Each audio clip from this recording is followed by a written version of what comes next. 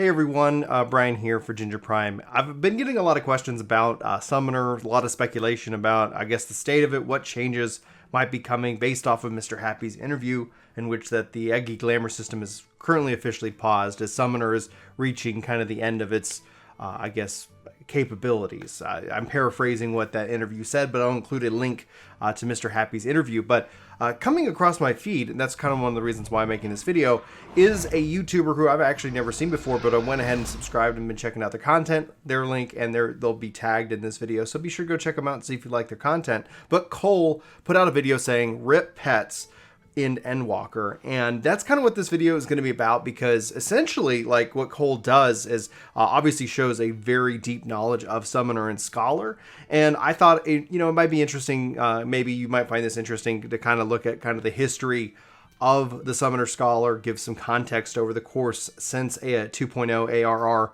In this case, give my thoughts on, do we think pets are going to be removed from the game itself, and overall just kind of some thoughts on Summoner Scholar as it exists in Shadowbringers. And so that's going to be the crux of what this video is about. And yeah, if you've never been here before, and you probably recognize my face from Work to Game, I'm Brian. This is my personal channel. Hello. And today I really kind of wanted to weigh in first and foremost because Cole points out something really fascinating that I think a lot of people, or it's easy to kind of forget about. And it's that we already have a Summoner and a Scholar in Final Fantasy XIV without pets. And that's the PvP edition of these jobs. And that in and of itself is like, I hope that's not what it is. I don't think they're going to be removing pets from the game, but I do have some concerns by it. And that's why you'll hear me repeatedly say, have a backup favorite job. Have a job that you're going to be going into Endwalker, and have a second job that you also enjoy, just in case the one that you love the most gets changed or gutted, or overall becomes a little bit more unrecognizable, or you find that the thing you liked about them no longer is present in the game. Every 2 years we get an expansion, and every 2 years it's a chance to revisit the job system and see how things are changing overall with the game itself. Now, I don't think they're going to be removing jobs. I don't think they're going to be removing pets from Final Fantasy XIV, but there is some concern there. There is some evidence that could easily contradict my thought there. And it's Yoshi P does not like pet classes.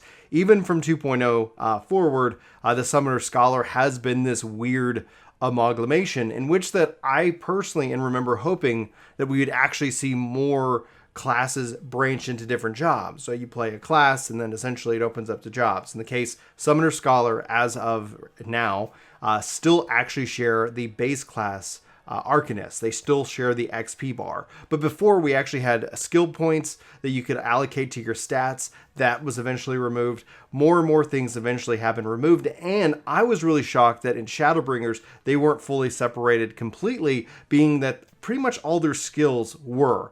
Basically, Scholar became a job. It really didn't share too much. It shared like Resurrection with the base Arcanist, which kicked off then at level 30, and everything else moved into the job section.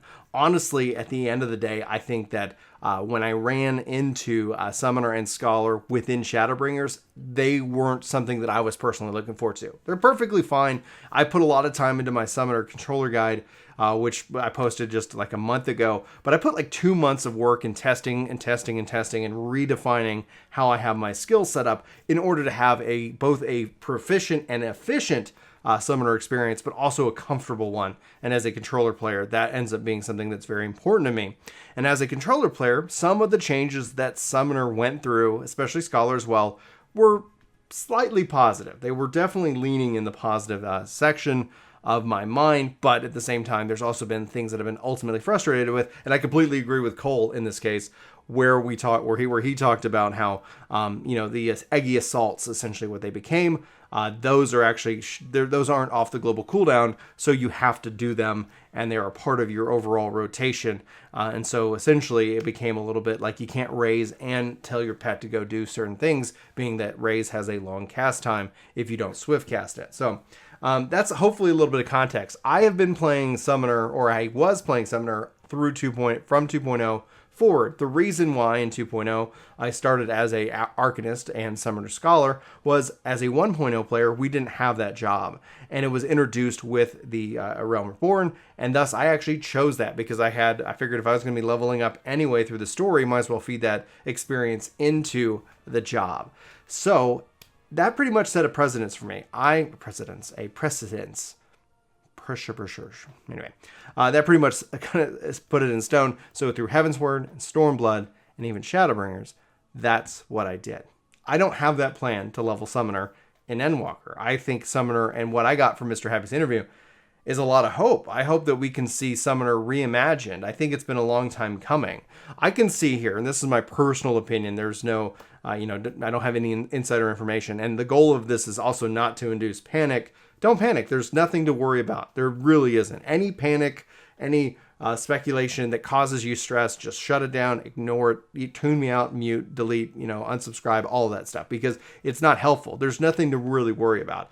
When you go hands-on with it, if you don't like it, that's probably the best time. But worrying ahead of time, there's nothing that we can really change in that degree. So it's not necessarily productive worry, right? If that makes sense. Anyhow, I don't plan to take Summoner through Endwalker. I plan on playing through the new melee class and also Sage before diving into the classics. Now, if they rework Summoner completely from the ground up, that has me interested. What I could see happening, and that's kind of where I was going a second ago, what I could see happening is I could see Summoner keeping like Carbuncle. I could see Summoner having that. And the Eggies themselves, these lower or lessened summons, end up probably getting the axe, and thus you see how we have Bahamut and Phoenix right now in Summoner, that we have something that builds up to that. I think that if they were going to do something that drastic, that's also when you see the separation of Summoner Scholar, and Arcanist just becomes Summoner, and Scholar just becomes a job like the other jobs that we have that just get introduced as a job in the game, and which would free them up a little bit to play around with it. I'm going to come back to Scholar here because overall, everything kind of shifted to White Mage, but I'm really hopeful for Sage to kind of help balance out Scholar in this way. So, Summoner itself, I think if they do keep the pets, is the Summoner really a pet class today? That's a question I have to you. I'd love to know your thoughts. No wrong or right answer in that regards. It's just that, yes, we have, Ifrit for single target. We have Garuda for AoE. And yes, there's some utility purpose for Titan if you choose to use it. I don't. I'm not that, I think, talented as a summoner as I used to be, but that just comes from playing all the different jobs and kind of more shifting into White Mage as my main this expansion, interestingly enough. Pivoting back, though, there's no damage that goes to them. There's really not a lot of control that you have over your pets anymore, and I personally love pet classes. I've been playing a Necromancer in Guild Wars 2 and abso-freaking-lutely adoring it. But I know Yoshi P, like I said, doesn't like pet classes. I know that there's obviously things and challenges that come with the fact that you have a, pet class in this case. And I know that Summoner Scholar don't have pets in PvP. But my hope is that they don't get rid of the pet. I think essentially you keep Carbuncle. I think that's a perfect Arcanist kind of introduction. And then you shift your summons to more of the bigger kind of momentum summons, the bigger, like, hey, this is a part of my rotation, and perhaps a rotation that you're doing an AoE rotation. Turns out you can bring down Garuda, but she's not just the eggy Garuda anymore. She's actually a bigger form, something along the lines or the ilk of Phoenix, of Bahamut. In this case, you're doing a single target rotation, or summoners are more about priority than they are about a specific rotation, but more about what's going on right now. I think essentially what I hope for this, what I lean out of this, is not to be afraid of the changes, but to be hopeful that we can see something more akin to what I would think a summoner should have been even back in the day. I get why they did what they did, but at the same time, I think it'd be kind of neat. You have your pet Carby, they're out with you, and then maybe, yes, they shift into one of the other summons as you trade them out for bigger hit damage, more utility kind of summon and things of that nature, and thus opening them up to be able to have more summons. And that could be one of two things, right? You could say, okay, summoner has, because at some point, the reason, they can't just, or they could do whatever the hell they want, but adding in another summon today, after, okay, you do the Bahamut, then you do the Phoenix, and then now it's I think Mr. Happy said Alexander or something like that. Like at some point, like what is that really? What are we doing? When especially you already have like a whole wealth of summons that have never been a part of the summoner. Lore aside, and I don't even know how that would fit. I don't even know how they're going to put that into the game. Like, are we going to retcon some lore about summoner? Don't know. Don't even want to think about it at all right now. Like, it's like, I'm going to leave it I'm going to leave it be how it is and see what they decide to do for the overall gameplay for the summoner. But I'd like to say, let's say we stick with the power of 3 or 4 or 5, in that regards, that the Eggy Glamour system allows you to sit here and pick and choose as a part of your rotation. And I don't know if that would be where, like, it's, like Garuda and it's also Lakshmi, like if they're going to all be tiered and it's like that's who you call out, but they all technically have the same kind of effects. Because if you all of a sudden have to say, summoner's got to go and make sure they have this summon and this summon and this summon, which the 11 player in me would personally enjoy, I know that that's not a part of the game design, the core design of what Final Fantasy XIV is in terms of its curated job experience. You're going to be a summoner and you're going to do this. Now, I think that would be interesting if they do retcon or they do fix this, that those summons are learned through your job quests. I think that would be something that ultimately would be interesting. Go out and fight Ifrit and boom, you don't have Ifrit Eggy, you got Ifrit. If nothing else, I would like to see a world in which the summon buttons reflect the summons that they are. I think 1 and 2, 3 always reflected Ifrit, but I think 1 and 2, if they were ever like, okay, here's who you're actually summoning as a part of this, that would have been something I would appreciate. I always kind of wished for that in the long run. So the core of it, it's hard to say in the sense that this is the end of pets, because it doesn't feel like we really have pets. Like it feels like, Summoner's going to probably shift to what we've seen with Machinist and even with Dark Knight, where you have those processes that you build up to, and then you call them out, and they do their thing for like a period of time, kind of for a burst phase, and then that kind of goes away. And Summoner probably could be something where more than Machinist and Dark Knight, where they have more of those phases, and maybe you could do something in which that you could kind of line them up, or based off of the order in which that you summon has different kind of effects. You kind of have a starting summon, middle summon, ending summon, to have kind of these boom, ba-boom, ba-boom, and who knows. And this is just, again, me speculating. Like I said, feel free to ignore all speculation at this point. Will we learn more about the Summoner changes at FanFest this Friday night? And by the way, we'll be covering it here live on the channel. I've already got that post scheduled if you're curious to come hang out with us. I doubt they'll go into that much detail. I doubt they're probably going to, I think they're going to spend more time focusing in on the new melee job and obviously the content and more that's coming.